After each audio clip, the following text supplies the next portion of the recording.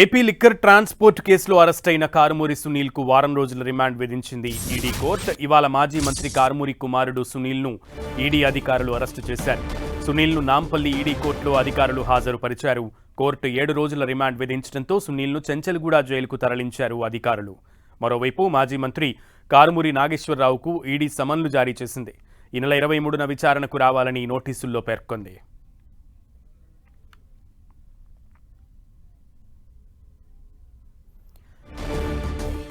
AP liquor transport కేసులో arrest అయిన కారుమూరి సునీల్ కు వారం రోజుల రిమాండ్ విధించింది ఈడీ కోర్టు. ఇవాళ మాజీ మంత్రి కారుమూరి కుమారుడు సునీల్ ను ఈడీ అధికారులు అరెస్టు చేశారు. సునీల్ ను నాంపల్లి ఈడీ కోర్టులో అధికారులు హాజరుపరిచారు.